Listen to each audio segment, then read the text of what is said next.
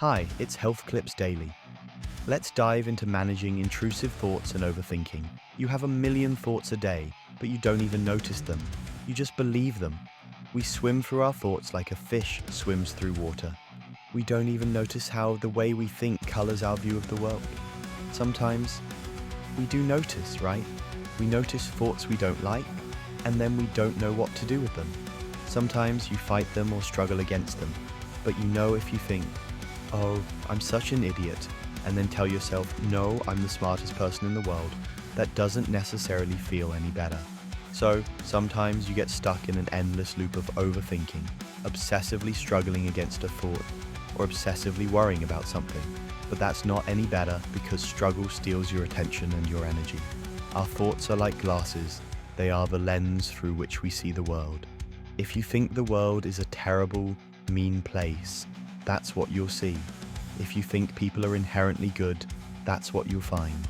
In this video, you're going to learn how to get unstuck from your thoughts. You're going to learn how to look at your thoughts instead of through them.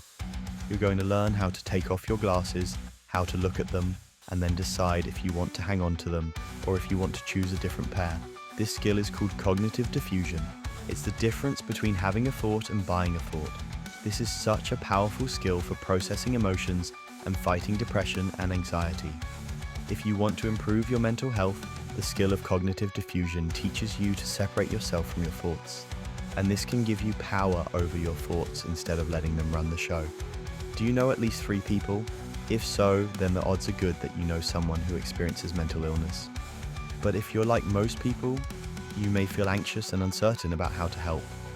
Everyone needs to learn these skills, but most people are never taught them. That's why I built a course with 55 short videos teaching how to help when a friend or loved one struggles with mental health. In this course, you'll learn how to build a relationship of influence, how to set healthy boundaries, what to say and what not to say. In addition, you'll learn how to help them access resources you might not even know about, and what to do if they don't want help or don't want to talk. You really can learn how to help someone you care about with mental health. If you'd like to learn more, click the link in the description and you can get started today. First, to understand cognitive diffusion, we need to understand what is cognitive fusion. Your brain is a word machine. It says stuff and it thinks stuff all the time. When you look through the lens of your thoughts, this is called cognitive fusion. It's the problem of being stuck to your thoughts.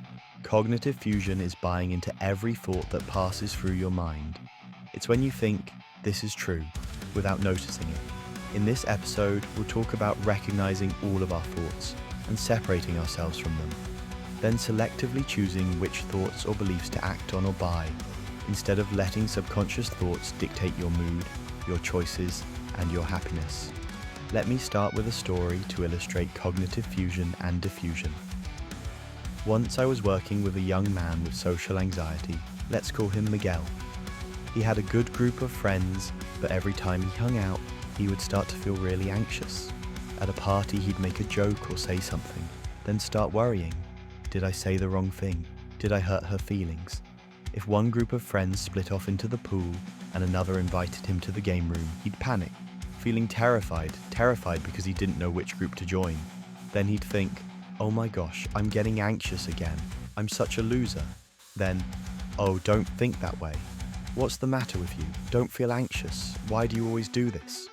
He'd go back and forth in his mind, fighting his negative thoughts and trying not to feel anxious. If he couldn't get his thoughts to go away, he'd leave the party early. In this example, Miguel was fused with his thoughts in 2 ways. First, he focused all his energy on fighting his thoughts, trying to make them go away, which kept him stuck instead of having fun. Second, he had an unwritten rule. He didn't even realize he was thinking it, and it colored everything he did. When I asked Miguel why he would get anxious, he said, "I worry I might say something wrong or offend someone." I asked him, "What do you mean?" He said, "I overthink everything I say. After hanging out, I worry I might have bothered someone, or that a joke I made hurt feelings. That's all just drama." I asked, "What drama?"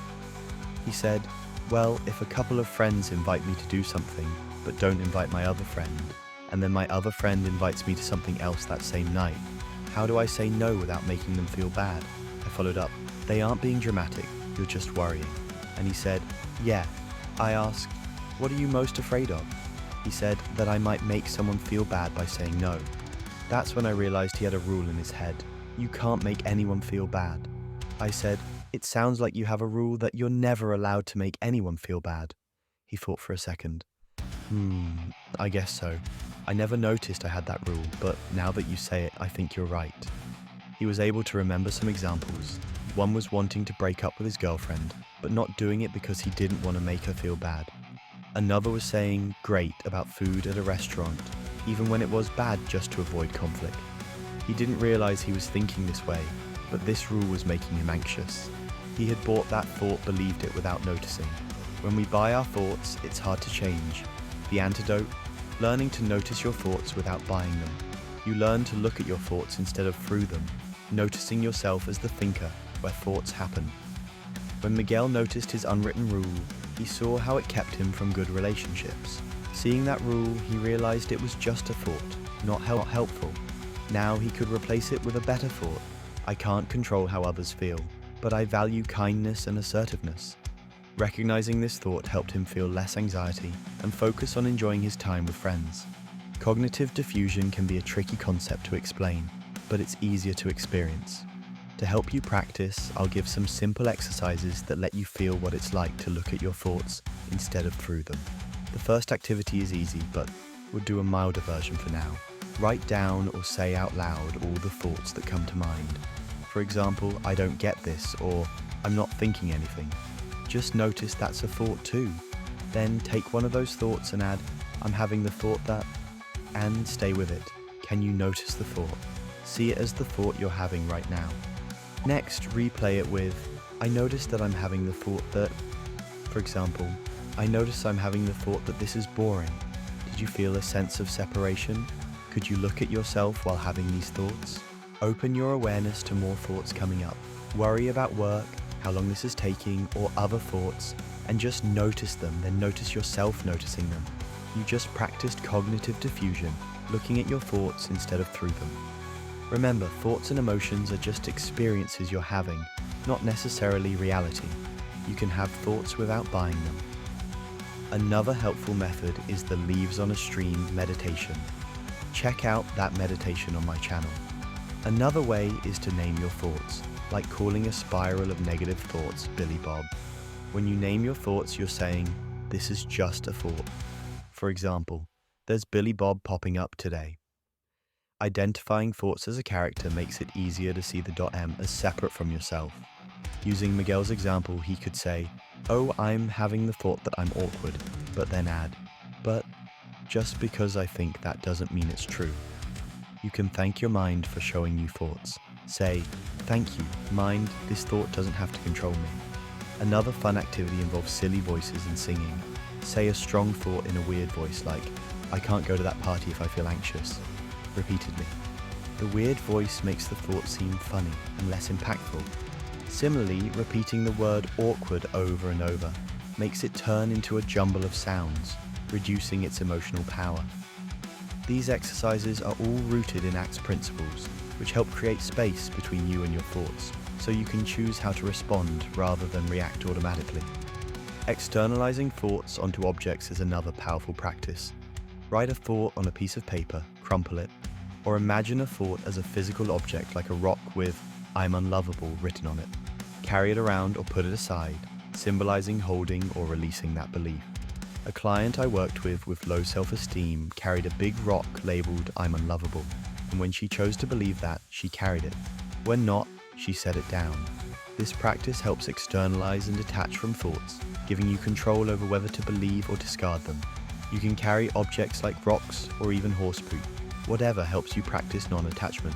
The goal of these exercises is to create space between you and your thoughts so you can decide if they're helpful or not. Ask yourself, does buying this thought make my life better? That's what ACT is all about, living according to your values, not getting sucked into thoughts. You can say, this is a thought not necessarily true. I don't have to believe it or act on it. I can let it pass through. Remember, thoughts appear constantly. Not all are helpful. With cognitive diffusion, you develop the ability to notice and let thoughts go, instead of fighting or obsessing over them. When you feel anxious or compulsive like with OCD, you might think, I have to make this thought about washing my hands go away.